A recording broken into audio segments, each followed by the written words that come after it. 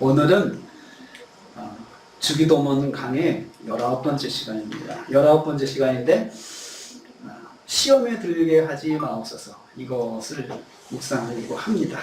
시험에 들지 말게 하옵소서.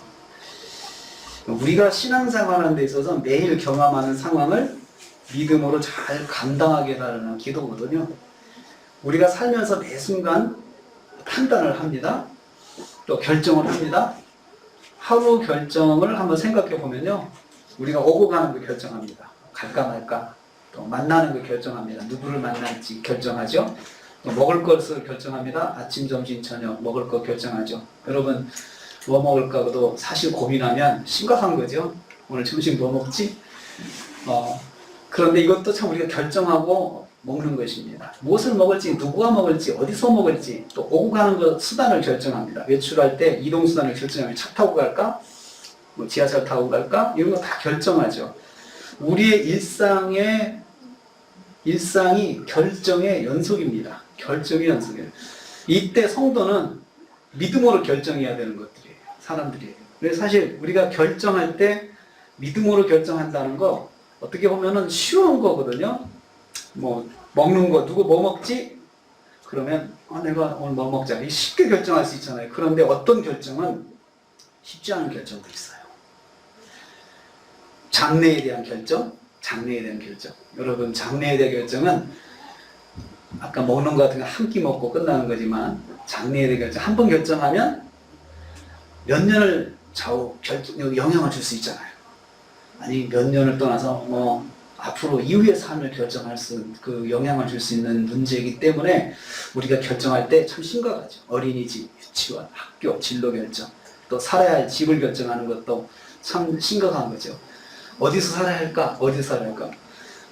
집이 전국에 뭐 남아도는 집이 많다고 해가지고 여러분 여기서 그냥 떠나가지고 저쪽에 지방에 가서 아무 데나 집 있는 데다 집을 살 수가 없잖아요.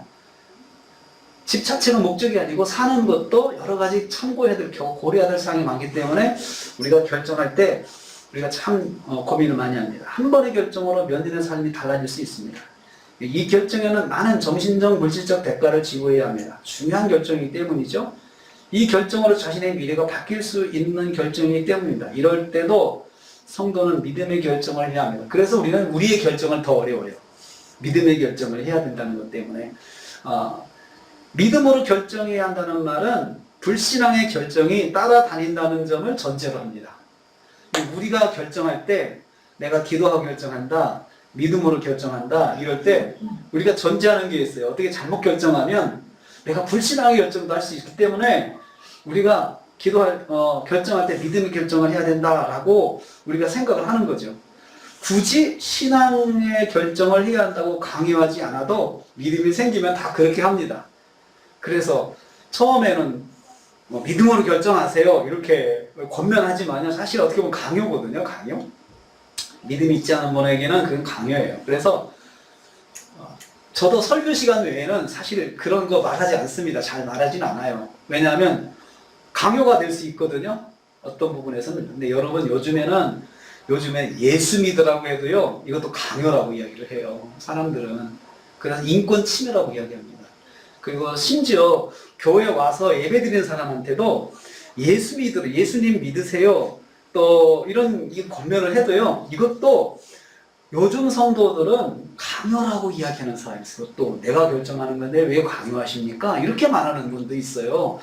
시대가 많이 변했죠. 그건 뭘 말하냐면 사실 우리가 믿음의 결정을, 것은 우리가 참 좋다고 생각하는 것, 이것은 우리의 입장이죠. 그렇지만 믿음이 아직 들어가는 분 입장에서는 굉장히 부담스러운 결정이거든요. 그래서 그런 부분도 저는 그렇게 생각해요. 기다려야 된다고 생각을 해요. 말씀을 듣고 결정하도록 기다리는 것이 사실 그것이 저는 참 목표라고 생각을 해요. 그래서 한 주간도 이런 생각을 해봤어요. 어떤 것이 내가 우리 교회 성도들과 함께 신앙생활을 잘하는 것일까 생각할 때, 첫째는 우리가 계속 매주일 만나서 함께 생활하는 것이 정말 중요하다 저는 생각을 해요. 여기에서 내가 뭔가를 성취하고 여기서 뭔가를 이루고 또 여기서 거대한 어떤 집단을 이루고 우리가 또 그에 맞게 뭐 건물을 세우고 뭐 이런 것이 중요한 것이 아니고 여기 오는 한 사람 한 사람들이 매일같이 함께 말씀을 듣고 그 말씀을 통해서 하나님을 느낄 수 있도록 내가 분위기를 만들어주고 도와주는 것이 이것이 내가 목회지라는 생각을 다시 한번 주중에 하게 됐어요. 다시 한번. 내가 이분들을 통해서 뭔가를 성취하는 것이 이것이 목적이 되면은 안 되지. 이 생각을 다시 한번 이렇게 다듬게 됐어요. 그런데 왜냐하면은 사실 목사도 모든 결정에 시험이 따릅니다. 그러니까 신앙적 결정과 비신앙적 결정이 있어요. 근데 신앙적 결정, 목사의 결정이 다 신앙적이라고 생각하면 안 돼요. 왜냐하면 어떤 결정에는 자신의 야망이 들어있거든요. 욕심이 들어있거든요. 그런데 그것을 하나님의 일이라고 하는 그런 걸 덮으면 야망도 욕심도 다 그 속에 하나님 일이라는 것으로 다 포장이 돼서 드러나지 않습니다. 그래서 그걸 정말 조심해야 돼요. 정말 주의해야 돼요. 믿음으로 결정한다는 말은 반대말로 내가 불신앙으로도 결정할 수 있다는 것을 항상 염두에 두고 있는 것을 말합니다. 그래서 우리가 믿음 따라 결정하지 않는다. 불신앙으로 결정한다는 말은 뭐냐면요. 우리 그렇게 말을 합니다. 자기 유익이 우선일 때. 하나님께서 이렇게 기준을 정해 주셨는데 이 기준에 따라서 결정하려고 하지 않고 일단은 내 유익이 더 먼저이고 그리고 또 나의 어떤 손해보지 않는 것이 항상 먼저일 때 이것이 우리는 불신앙의 결정이다라고 이야기를 해요. 그런데 여러분 이것은 세상의 가치관하고 대치가 돼요. 그게 왜 불신앙이야? 그게 왜 잘못된 거야? 교회 관점에서는 신앙의 관점이 잘못된 거라고 이야기를 하죠. 그렇지만 여러분 우리가 그런 불신앙의 결정을 해도 하나도 내가 어떤 문제 삼지 않는 건 뭐냐면 세상 사람들이 거기에 대해서 아무런 평가를 해주지 않을 때 오히려 내가 그렇게 불신앙을 결정을 해도 세상 사람들은 그것을 더 동조하고 더 잘했다라고 이야기를 하는 거기 때문에 내가 불신앙으로 결정을 해도 한 번도 거기에 대해서 이거 내가 잘못됐구나 하는 생각을 안 하죠. 근데 교회 안에 있을 때만 잘못됐다고 생각을 하게 되죠. 그리고 교회 안에 있을 때만 그 소리를 듣게 돼요.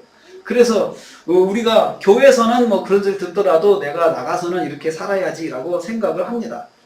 그래서 우리는 날마다 어디를 가든지 간에 믿는 사람들은 내가 무슨 결정을 할 때 이것은 내가 해야 되는 건가 말아야 되는 건가 그렇게 이제 항상 고민하죠.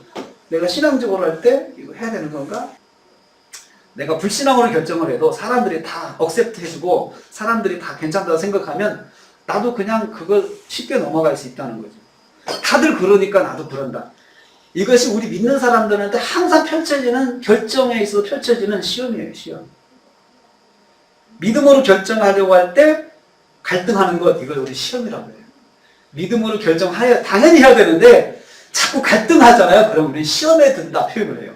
교회 다니는 사람들은 시험에 든다.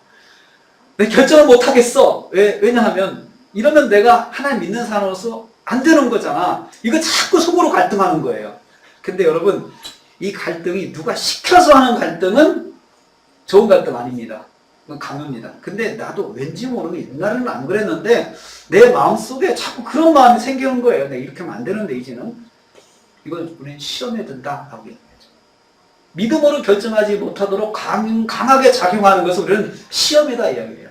내가 믿음으로 결정해야 되는데 이거 굉장히 강하게 나한테 반대급부가 자꾸 와요. 그래서 내가 쉽게 이거 결정을 못하겠어요. 그러면 시험에 든다라고 이야기하죠. 시험은 믿음의 결정을 방해하는 요소나 상황이 바로 시험입니다. 우리한테는. 그리고 신앙생활하면서 대부분의 성도들이 매일 만나는 상황이 바로 이런 상황입니다. 내가 좀 믿음 생활 좀 해봐야 되겠다 그러면 반드시 그런 상황이 와요. 어쩌지? 이런 상황이죠. 그렇다고 해서 누가 뭐라고 하는 것도 아니에요. 그렇다고 뭐라고 하는 것도 아닌데 나 혼자 고민하는 거예요. 이게 시험이에요. 시험이에요. 그리고 그것을 내가 어떤 공개적으로 교회에 다니는 사람들하고 같이 이야기했을 때는 그건 잘못됐다는 이야기를 들을 수 있는 것. 그래서 더 고민인 거죠. 내가 이거 목사님한테 이야기해. 목사님이 잘못했다고 얘기할 텐데. 그런데 여기서는 꼭 그러고 싶어. 목사님은 잘못했다 하지만 나는 그렇게 하고 싶어. 그럴 때 우리는 시험에 든다라고 이해할 수 있습니다. 믿음으로 살려고 하지 않으면 이런 고민이 없습니다. 그냥 본능대로 행하는 것입니다. 그러면 고민도 없습니다. 내가 좋은 대로 하면은 고민 없어요. 우리가 뭔가 믿음으로 하려고 해도요, 항상 여지가 남아요. 뭔가 들어갈 틈이 있다는 거죠. 그래서 뭔가 믿음으로 결정하려고 할 때는 굉장히 단호해야 돼요. 단호해야 돼요. 단호하지 않으면 여지가 꼭 들어가서 뭔가 살짝 걸치게 되는 거죠. 그게 마귀가 쓰는 수법이에요. 한 것도 아니고 아닌 것도 아니고. 그런데 했다고는 할 수 있는데 그래서 깨끗하게 했다고는 할 수는 없고. 이렇게 자꾸 만들어서 마귀가 뭘 나에게 유도하냐면 죄책감, 나중에 자책감을 갖게 돼요. 나중에 내가 그랬어야 되는데 못했어. 그걸 다시 복구할 수가 없어. 그래서 내 마음에 계속해서 이 부담감이 계속 남아서 언젠가는 내가 그거 가지고 내 스스로가 자꾸 다 자책하게끔 마귀는 그렇게 만듭니다. 믿음으로 결정하는 것을 다른 말로 우리가 말씀 따라 결정한다라고 합니다. 그리고 하나님 뜻대로 결정한다 말을 해요. 또 하나님 영광을 위해서 결정한다 말을 합니다. 다 같은 의미입니다. 믿음으로 결정하는데 중요한 근거는 성경 말씀입니다. 성경 말씀을 근거로 하나님 뜻이라고 우리는 말하게 됩니다. 하나님 뜻대로 결정할 때 우리는 하나님을 기쁘시게 한다 라고 말을 하죠. 이런 생각이 들어가려면 믿음 생활에 믿음이 생겨야 합니다. 믿음이 생겨야 그런 생각을 할 수 있어요. 근데 하나님을 내 인생의 주인으로 믿고 섬겨야 그런 생각을 할 수 있어요. 전에는 내가 주인이었는데 이제는 하나님께서 내 인생의 주인이심을 믿을 때 이런 생각을 할 수 있습니다. 무슨 일을 하든지 먼저 하나님 뜻이 무엇인지 생각합니다. 이게 믿음이 들어간 사람이에요. 이때 부딪히는 생각이 바로 내 생각입니다. 내 본능입니다. 내 유익입니다. 자기 유익을 생각하는 것은 인간의 본능입니다. 정상적인 사람이라면 반드시 하게 되는 생각입니다. 그러므로 내 생각과 믿음의 생각이 갈등하는 것은 지극히 자연스러운 모습입니다. 이 자연스러운 모습이 시험입니다. 내 생각과 믿음의 생각이 부딪히는 것. 굉장히 자연스러운 건데 이게 시험이에요. 그래서 인간적인 모습이 시험에 빠지는 것입니다. 내가 정말 내 생각대로 하는 시험에 빠져요. 시험에 빠지게 되면 누구나 우리는 시험에 빠질 수 있다는 걸 알 수 있어요. 이런 시험의 상황에서 빠지면 우리가 죄를 진다 그런 말을 해요. 시험에 빠지면. 시험의 뒷문은 죄와 사망입니다. 이 시험이 왜 심각하냐? 그쪽으로 가면 죄와 사망의 길이 열려요. 그래서 시험을 쉽게 생각하지 말아야 합니다. 한 번 빠지고 마는 것이 아니라 죄에 빠지는 것이고 사망에 이르는 심각한 일이기 때문입니다. 그래서 오늘 두 번째 읽은 말씀에서 예수님께서 시험에 들지 말게 기도하라. 시험에 들지 말게 기도하라 라는 말씀, 이 말씀이 우리에게 꼭 필요한 것이 생과 사의 문제예요. 이 시험에 드는 것은 생과 사의 문제. 여러분, 우리도 학교 다닐 때 시험 봤잖아요. 그 중간 시험 한번 못 보면 뭐 어때요? 그런데 여러분, 이게 선생님들이 계속 강조해요. 굉장히 중요하다고 강조를 해요. 우리는 중요하다는 게 선생님이니까 그런 말 한다고 생각하잖아요. 그런데 다 자라보니까, 우리 성장해보니까, 어른이 돼보니까 그렇잖아요. 그때 시험 본 것이 나중에 이게 누적이 돼서 내가 대학 가는 거, 그리고 그 장래에 대한 영향을 주잖아요, 이것이. 그러니까 이거 굉장히 중요해. 야, 이건 내신에 들어가는 거 굉장히 중요한 것이야. 하고 선생님이 강조해도 선생님이 그러니까 그런가 보다라고 생각하지만 그걸 심각하게 정말 중요하다고 생각을 대부분 하지 않아요. 학생들은 그냥 잘 보자라는 생각을 하죠. 시험이 우리도 단순한 이 시험이 그냥 시험으로 끝나는 게 아니고 이것이 내가 영적으로 죽고 사는 문제를 결정하는 거예요. 그래서 예수님께서 우리한테 기도 제목 가운데 시험에 들지 말게 하는 기도를 하라고 한 거예요. 시험에 들지. 이게 아주 중요한 문제예요. 시험에 들지 말게 기도해야 되는 것이 우리가 하루에 몇 번 기도해야 될까요, 하나님? 저 그 질문을 먼저 해봐서 하나님 이 기도 몇 번 해야 돼요? 몇 번 해야 됩니까? 생각해보니까 제가 따져보니까 매일 결정의 순간들이 있잖아요. 결정의 순간들이 곧 시험의 순간이에요. 그래서 매 결정할 때마다 그 기도를 해야 된다는 거예요. 그래서 기도는 참, 이 시험에 들지 않은 기도라는 것은 많은 횟수를 뭐 몇 번이다라고 할 수 없습니다. 개인에 따라 다르다고 생각을 해요. 결정을 해야 되는 사람들이 매 순간 생각해야 되게 시험에 들지 않게 해요. 내가 말씀대로 결정해야 된다. 이것을 생각해야 된다는 거죠. 모든 사람은 시험에 빠지면 넘어지게 되어 있습니다. 시험을 스스로 이길 사람은 없습니다. 시험이 간단하게 우리에게 다가오는 것이 아니기 때문에 그렇습니다. 시험은 아주 교묘하게 우리에게 다가옵니다. 시험이 다가올 때 우리 시험이라고 표시하고 다가오지 않아요. 우리는 항상 나를 위해서, 너 유익을 위해서, 네가 잘 되기 위해서 이렇게 시험이 항상 다가옵니다. 그래서 마귀가 처음으로 우리 하와를 시험할 때 바로 그렇게 시험을 했어요. 너 죄지라고 시험 절대 그렇게 시험하지 않아요. 너 유익을 위해서. 네가 이것을 결정하면, 네가 이것을 발견하면 하나님도 더 좋아하실 거야. 하나님도 말씀하지 않은 더 큰 유익이 너한테 있어 라고 하면 우리는 쉽게 시험에 넘어집니다. 마귀가 뱀을 통해서 하와를 그렇게 유혹했습니다. 창세기 3장 5절 6절에 그래서 너는 그것을 먹는 날에, 선악과를 먹는 날에 내 눈이 밝아져서 하나님과 같이 되었다. 하나님과 같이 된다. 여러분, 하나님과 같이 된다는 게 그게 나쁜 거예요? 나쁜 거 아니거든요. 네가 눈이 열려 하나님을 볼 수 있어. 하나님의 차원에서 네가 모든 걸 생각할 수 있으니까 하나님을 더 유익하게 할 수 있어. 이런 말도 되거든요. 그러니까 만약에 그 말이 네가 이거 먹으면 하나님 말을 거역하는 거야 라고 하면 절대 안 먹죠. 그런데 하나님과 같이 될 수 있어.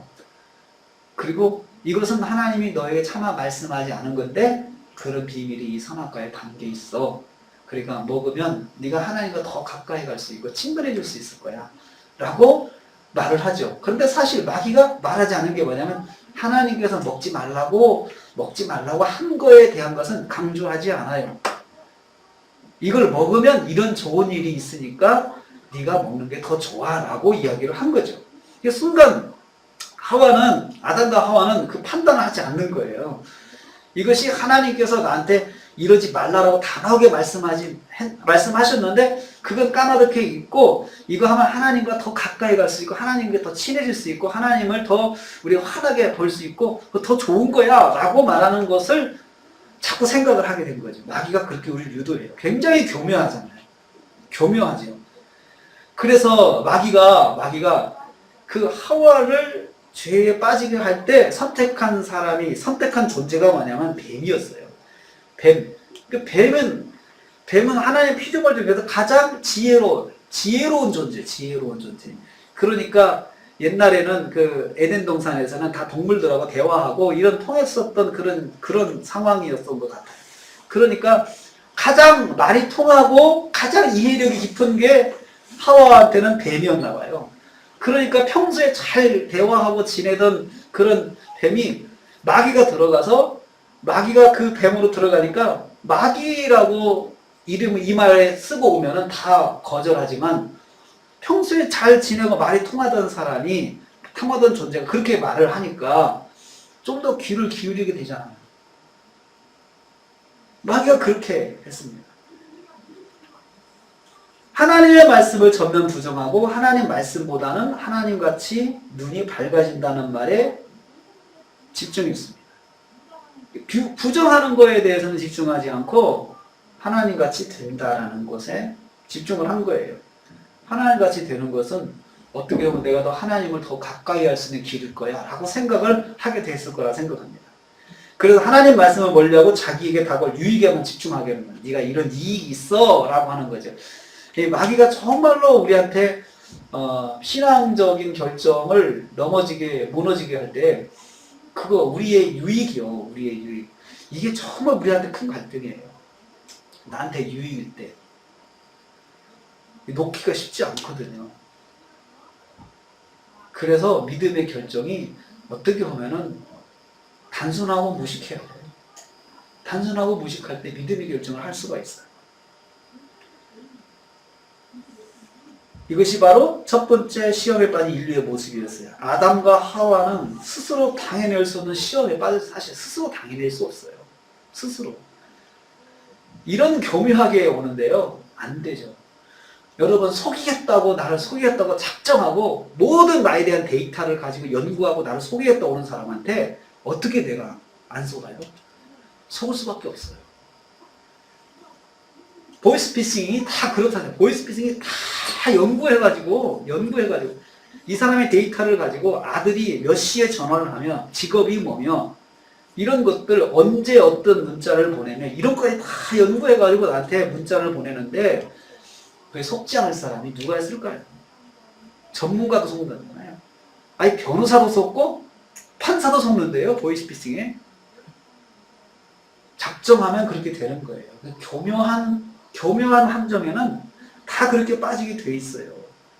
그래서 아주 간교한 미혹이기 때문에 스스로 시험을 감당할 수 없습니다. 우리는. 그래서 하나님께서 도와주셔야 된다. 우리의 기도가 하나님, 제가 이런 시험에 빠지지 않도록 저를 도와주세요. 이 기도를 우리가 할 수밖에 없어요. 기도를 한다는 것은 하나님을 바라보는 거거든요. 기도를 하는 순간은 하나님을 우리가 바라보거든요. 기도하자. 그러면 하나님 바라보면서 하나님이 뭘 원하실까? 한 번 더 고민하게 되는 거죠. 생각하게 되는 거죠. 하나님 말씀이 우리에게 뭘 말씀하는 건가? 이렇게 고민을 하게 되죠. 그게 기도할 때 우리에게 말씀도 주시고 말씀이 생각나게 하시고 그 말씀이 시험을 이기는 길을 제시하고 시험을 이길 수 있게 해요. 그래서 기도할 때 자신의 생각을 이길 수가 있어요. 그래서 예수님께서 제자 베드로에게 그런 말씀을 하신 거예요. 마가복음 14장 38절에 시험에 들지 않게 깨어 있어 기도하라. 시험에 들지 않게. 시험에 들지 않으려면 기도하는 수밖에 없는 거예요. 기도하는 수밖에 없는 거죠. 방법이 없어요. 시험에 들지 않는데 나를 시험하러 오는 그러한 그 상황들을 내가 이길 수 있는 것은 내 의지와 능력이 아니라 기도밖에 없다는 거죠. 기도밖에. 십자가를 지시기 전날 밤에 겟세마네 동산에 제자들과 함께 기도하러 가셨을 때 하신 말씀이에요.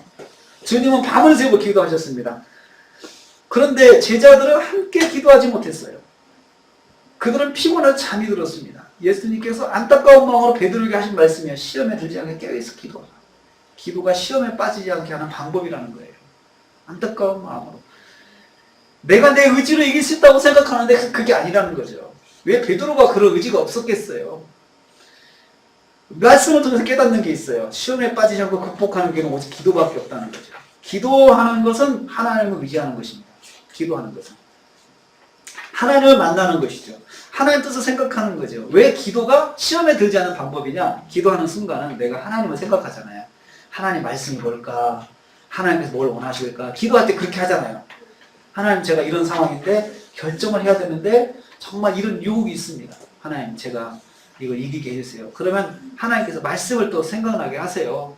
그러면서 그 말씀을 내가 의지해서 이걸 이기도록 하나님께서 인도하신다는 것입니다. 깨어있는 것이 정말 중요해요. 그래서 깨어있다고 이야기를 해요. 깨어있어서 기도한다. 기도하지 못하는 것은 깨어있지 않기 때문에 깨어있다는 말은 깨닫는 거잖아요. 깨닫는 걸 말하는 거잖아요. 그리고 실제적으로 여기 제자들한테는 저녁에 기도하러 갔는데 너무 졸려가지고 잠이 오는 거예요. 그냥 스르르 잠이 오는 거예요. 누우면 잠이 오는 거예요. 머리만 담으면 잠이 오는 거예요. 그럴 수밖에 없는 게 하루 종일 예수님하고 걸어 다니면서 전도하고 다녔어요. 근데 예수님께서 제자들을 데리고 겟세마네 동산에 가셨어요. 그리고 거기서 기도하라고 그러셨어요. 근데 기도가 되겠습니까? 너무 졸리니까 힘드니까 몸이 힘드니까 앉으면 졸리는 거예요. 그런데 예수님께서는 그 피곤함을 이끌고 가셔서 십자가를 지시기 전날밤에 기도하신 거예요. 이거 이기게 해달라고. 십자가를 잘 지게 해달라고. 그 기도하신 거죠. 그리고 제자들한테는 두 가지 의미가 있었어요. 예수님 기도하는 것을 도와달라. 두 번째는 너희들이 앞으로 올 상황에서 죄를 범하지 않도록 준비하라. 그런 의미가 있었거든요. 그런데 제자들이 그걸 알지 못했기 때문에 너무 피곤해서 잠을 잤어요. 너무 피곤해서. 이걸 통해서요, 깨달아지는 것이 있어요. 기도는 어떤 때는 내가 기도할 수 있도록 환경이 만들어질 때가 있어요. 그럴 때 기도해야 돼요. 환경이 만들어질 때. 예수님께서 제자들을 기도하도록 이끌어 가신 것처럼 나도 기도할 수 있도록 이끌어 줄 때가 있어요. 기도할 수 있도록. 근데 그렇게 이끌어 주실 때는 내 마음에 느낌이 딱 와요. 기도해야 되나 보다. 이런 생각이 딱 오잖아요. 누가 시킨 것도 아닌데. 그게 딱 그게 정답이거든요. 그럴 때는 나 기도해야 되겠다 하고 기도 시간 정해놓고 그리고 기도를 해야 돼요. 그럴 때는 내가 그러면 오늘부터 기도를 해야 되겠다. 저녁에 내가 몇 시부터 몇 시까지 기도해야겠다. 아니면 기도를 할 때 이때 기도를 많이 하려고 생각하지 마세요. 많이 하려고 생각하지 마세요. 그냥 기도를 하는 것이 중요한 거예요. 그때는. 그래서 내가 5분 기도해야 돼. 5분 중요해요. 5분 중요해요. 5분 기도하는 것도 한번 막상 기도 얼마나 긴지 몰라요. 5분도. 시간 딱 돌리고 딱 시작해서 5분 기도해야겠다는데 5분이 왜 이렇게 긴지 몰라요. 기도를 처음 하면 그렇거든요. 그런데 그런 마음이 오면은 빨리 내가 기도를 해야 되겠다 생각하고 몇 시부터 몇 시까지 몇 분까지 한 5분만 기도하자. 5분, 하루에 5분. 아침에 5분, 저녁 때 5분, 저녁에 5분 이렇게 해도 되죠. 그렇게 해도 기도한 것이 중요한 것입니다. 자, 그렇게 기도를 하는데도 여러분 시험은 옵니다. 예수님께서 40일 동안 금식 기도하신 다음에 시험하는 자가 예수님 찾아왔다고 그랬어요. 시험하는 자가. 내가 믿음으로 하려고 하면은 반드시 그 믿음에 대한 테스트가 꼭 와요. 내가 믿음으로 해야겠다. 그러면 이게 안 와야 되는데 꼭 그런 시험이 오거든요. 왜 그럴까요? 이런 사람을 무너뜨려야 다음에 기도한다 소리를 못 하거든요. 마귀도 여러분 인격적 존재예요. 생각을 하잖아요. 믿음 생활 잘하는 사람을 넘어뜨리는 것이 유익할까요? 믿음 생활 안 하는 사람을 넘어뜨리는 게 유익할까요? 믿음 생활 잘하는 사람을 넘어뜨리는 것이 더 효과가 있어요. 믿음 생활 안 하는 사람은 넘어뜨릴 필요도 없어요. 놔둬도 스스로 넘어져요. 그런 사람을 왜 넘어뜨려요? 시간도 없는데. 믿음 생활 잘하는 사람을 넘어뜨리는 것이 마귀한테는 더 효과적인 거예요. 광고 효과도 커요. 봐라, 아무개도 넘어졌다. 이렇게 되죠. 믿음 생활 잘하는 사람을 넘어뜨리는 것이 효과가 커요. 참, 아무개도 넘어졌다. 아무개도 저러는데 뭐 네가 뭔데? 네가 뭐 그 사람보다 믿음이 좋냐? 그 사람보다 네가 뭐가 특수해서 그렇게 믿음을 지키려고 그렇게 그런 노력을 하냐? 하면서 나에게 굉장히 자괴감을 주거든요. 나까지 뭐 그렇게 할 필요가 있을까? 나 같은 존재가 뭐 그럴 필요가 있을까? 내가 믿음 생활한 지도 얼마 안 됐는데 그럴 필요가 있을까? 자꾸 그렇게 해서 넘어지게 만드는 거예요. 기도하는 성도에게도 시험은 옵니다. 예수님에게도 시험이 왔어요. 40일을 금식했는데도 금식기도 했는데도 시험을 했어요. 그럼에도 불구하고 예수님께 시험하는 자가 예수님을 세 가지의 시험했어요. 첫째는 육체적 약점 붙잡고 시험했어요. 육체적 약점. 우리는 완벽하지 않습니다. 그래서 우리 육체적 약점을 예를 들어서 예수님께서 밤낮 금식했으니까 배가 고프잖아요. 배고픈 거 가지고 시험을 했어요. 이 돌을 떡덩이로 만들어서 먹으라는 거죠. 그래서 그걸 통해서 자기가 기도 많이 했다는 걸 과시하게 만드는 거죠. 내 영적인 능력 과시하는 것 교만입니다.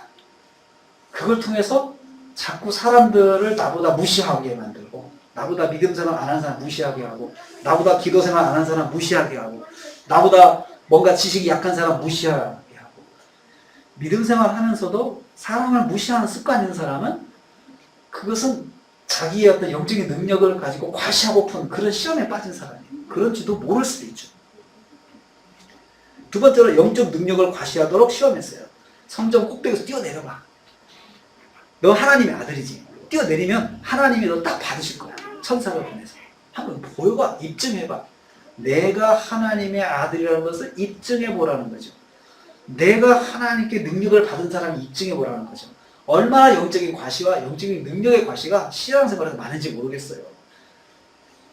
그래서 우리가 뭔가를 한 것이 벼슬이 되면 정말 신앙생활이 교만의 병에 빠져요. 예를 들어서 우리가 교회가 크다. 교회가 크면은 이것도 벼슬이 어떻게 보면 영적 자기한테 특권이라고 생각을 해가지고 작은 교회 다니는 사람을 무시해요.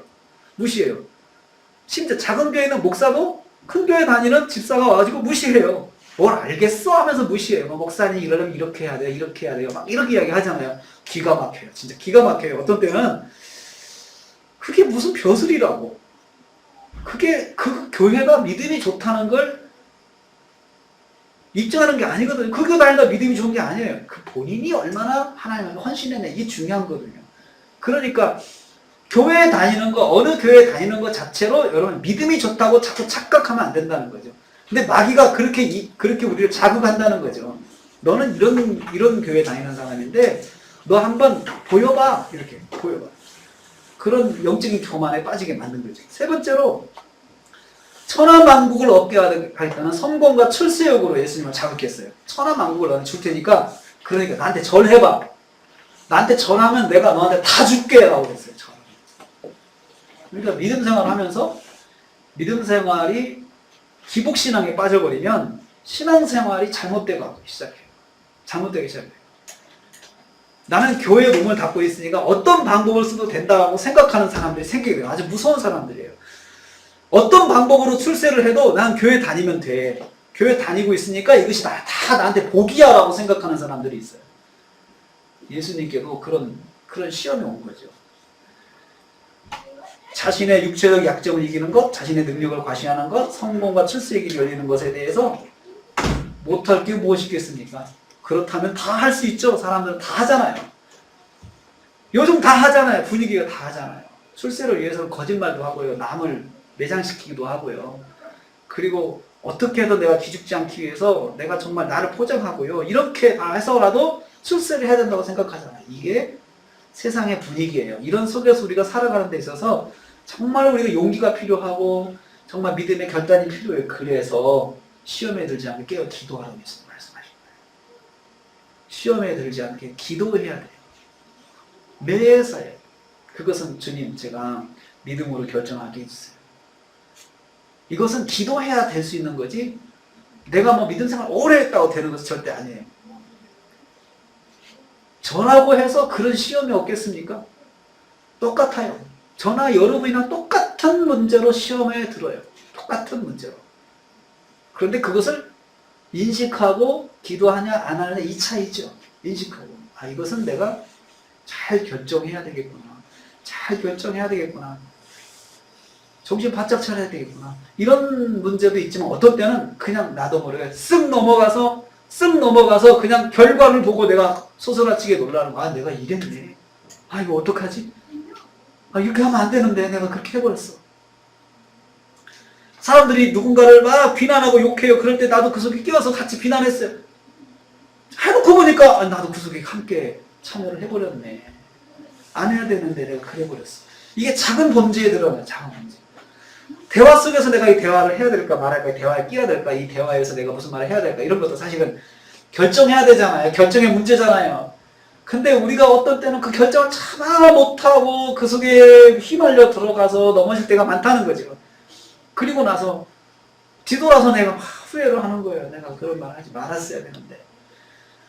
사람들은 뭐 어때서 그런 말 다 하고 사는데, 그렇지만 내가 믿음의 사람으로서 그러면 안 되는데, 이런 생각에 내가 내 마음을 치고 그럴 때가 많습니다. 예수님께서 제자들이 앞으로 당할 일을 하시고 기도 준비를 시키셨어요. 기도해라 라고 했어요. 근데 육체적으로 너무 피곤한 제자들. 그 아시지만 기도해야 될 때는 기도하게 하시거든요. 어떤 때는 여러분이 기도할 수 있는 환경이 되어서 기도하게 하시는 건 절대 아니에요. 기도할 수 있는 환경이 아닌데 주님께서 우리한테 기도할 수 있도록 내 마음에 기도하도록 만들 때가 있어요. 그럴 때 우리가 이런 생각하잖아요. 아니, 기도는 해야 되는데 너무 바빠. 기도는 해야 되는데 너무 힘들어. 기도는 해야 되는데 너무 피곤해. 기도는 해야 되는데 이게 너무 많아. 제자들도 그랬어요. 예수님께서 제자들을 겟세마네 동산에 끌고 가실 때 제자들은 몸이 그래도 만신창이었다고요. 너무너무 피곤했다고요. 예수님도 아시는데 데리고 가셔가지고 기도하신 거예요. 우리가 시험에 들지 않게 기도할 때는 환경이 좋아서 기도하는 건 절대 아니라는 거예요. 환경이 안 되는데 하나님께서 기도하게 하실 때가 있어요. 그럴 때는 모든 일을 제껴놓고서 기도하는 것을 우선순위 놓고 기도해야 되는 거예요. 그 시간만큼은 그래야 우리가 넘어지지 않아요. 사랑하는 성도님들, 우리는 매일 작은 일, 큰 일 결정합니다. 우리의 모든 결정이 하나님의 뜻이 되기를 축복합니다. 성도는 모든 결정을 하나님 뜻대로 하기로 마음먹은 사람들이고, 그리고 그렇게 하는 순간 시험이 시작돼요. 시험이 따라와요. 성도의 모든 결정에 시험이 따라온다는 걸 꼭 기억하십시오. 하나님의 뜻대로 할 것인가? 내 생각대로 할 것인가? 갈등하는 시험이 옵니다. 그래서 먼저 기도해야 합니다. 범사에 기도해야 하는 이유가 하나님 뜻대로 결정해야 하늘의 복이 있기 때문에 그렇습니다. 범사에 기도하라고 했는데 이것은 우리가 시험에 들지 않고 결정하는 문제에서 시험에 들지 않도록 기도해야 된다는 것입니다. 우리를 시험에 들게 하지 마옵시고 주님께서 그렇게 기도하라고 가르치셨죠? 우리는 우리 힘으로 시험을 이길 수 없습니다. 시험을 이길 지혜와 방법이 주님께 나옵니다. 우리는 단지 기도하며 말씀대로 하고자 결정하는 것이 시험에 빠지지 않는 길입니다. 자, 한 주간을 시험을 이기는 저와 여러분 되시기를 축복합니다. 기도하겠습니다. 주님 감사합니다. 한 주간 또 저희들이 삽니다. 시험에 들지 않게 기도하라고 말씀하셨는데 주님 우리가 한 주간을 살면서 시험에 들지 않고 또 믿음 따라 결정하는 저희들 되게 하여 주시옵소서. 또 하나님 저희들이 매 순간순간마다 작은 결정 큰 결정 하나님이 기뻐하시는 결정을 할 수 있도록 우리가 항상 깨어있게 하여 주시옵소서. 예수님의 이름으로 기도하옵나이다. 아멘. 지금은 교회 머리가 되신 우리 주님 예수 그리스도의 은혜와 하나님 아버지의 말로 닿을 수 없는 사랑하심과 성령님의 감동 교통 충만 이루하심이 시험에 들지 않게 깨어서 기도하라 하신 주님 말씀 기억하고 매일매일 주님 뜻대로 결정하기로 다짐한 성도들 머리 가정과 생활 위해 교회 한계의 모든 기관들 위해 함께하지 못했지만 여러 곳에서 형제 자매들을 위해 그리고 선교사님들 가정과 사역 위해 우리 대한민국 위해 지금부터 영원토록 함께 있을지어다. 아멘.